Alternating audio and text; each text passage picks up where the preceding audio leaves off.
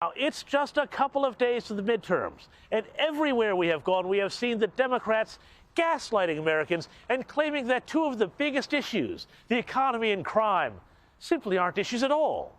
In fact, they claim that Americans want more of what the Biden administration has been giving them. No, really, I'm not kidding. Here's Joe Biden talking to reporters Friday.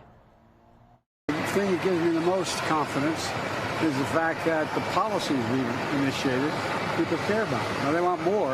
They have a right to be. Really, Mr. President? Well, it's not surprising that when pressed, he didn't want to go any further. President, could I just ask you one quick question? You said that you were going to meet with the oil companies. When is that going to happen? Perhaps that's because he believes you can just flick a switch and turn a coal-fired power plant into a wind generation. So it's going to become a wind generation. And all they're doing is going to save them a hell of a lot of money, and using the same transmission line they transmitted the coal-fired. Never mind that it takes something like 40 times the land area to get a gigawatt of power out of wind turbines, or the fact that you can't just magic up jobs for guys who've run a coal plant their whole lives in wind. Oh, and while he was speaking, he also managed to confuse General Motors Chair Mary Barr with Supreme Court Justice Amy Coney Barrett.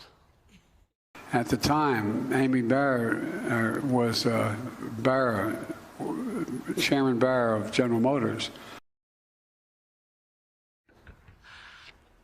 Tell you what, Democrats more broadly seem just as confused about crime, which voters say is a crucial issue to them. Here's New York Governor Kathy Hochul, who is fighting off a surprisingly strong challenge from Republican Lee Zeldin, saying crime isn't a big deal in Democrat cities like the Big Apple. These are master manipulators. They have this conspiracy going all across America to try and convince people that in democratic states they're not as safe. Well, guess what? They're also not only election deniers, they're data deniers. The data shows that shootings and murders are down in our state by 15%, even in New York City, down 20% on Long Island, where Lee Zeldin comes from. And it's the Republican states where they have almost no restrictions on guns. Because of the abundance of guns, people are killing each other with more frequency. The safer places are the Democratic states. This is, of course, shameless. I mean, that Long Island suburb that she was talking about where Lee Zeldin lives, there was a shooting outside his house just the other day. And note, she said states. But, again, what about Democrat cities? Well, a new study by the Heritage Foundation proved that the idea that Republican states are the source of the crime problem is, in fact, just a myth. And it found that Democrat pushes to defund the police, end cash bail, and go soft on criminals have had, guess what? Exactly the predicted effect. And they found that, quote, these policies have contributed to the lawlessness across so-called blue cities and the steep rise in crime rates across America.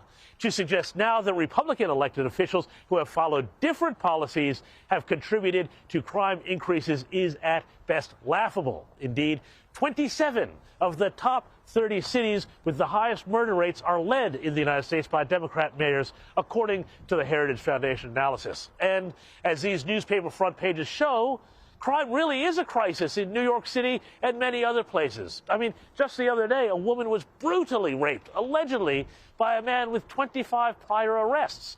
And voters are rightly asking, what does it take to keep someone in jail in some of these cities? Well, unfortunately for those fed up in New York and elsewhere, Kathy Hochul is likely to survive her challenge, but it should be a wake-up call. Meanwhile, across the country, well, I'm calling the Senate right now 52-48, with key things to watch being a drawn-out battle over Pennsylvania and a likely runoff in Georgia on December 6th.